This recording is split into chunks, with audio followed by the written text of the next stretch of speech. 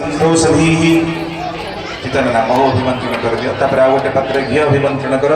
ओम तेजोषी शुक्रमस्य मृतमसी धामनामासि प्रियं देवाना मनाधुष्टम देवय जनमसि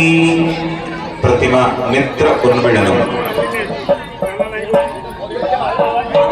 प्रतिमा मानकर नेत्र उन्मीलनम स्वस्ति पुण्याहं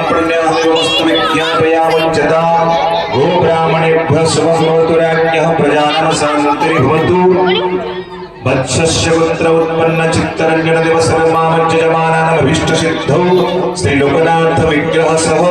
पार्वती विग्रह लक्ष्मी विग्रह पार्श्वदेवादिनां चक्षुदान कर्मारंभ क्रियते आगे कपड़ा के धर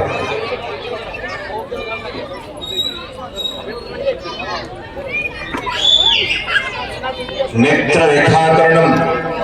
ओम चित्रं दिवानमुदगादनीकं चक्षुर्मित्रस्य वरुणस्याग्नेः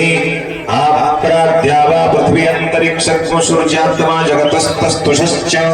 ओम तेजोषी शुक्रमस्य मृतमानामासि धामनामासि प्रियं देवनामनाधृष्टमदेवय जनमसि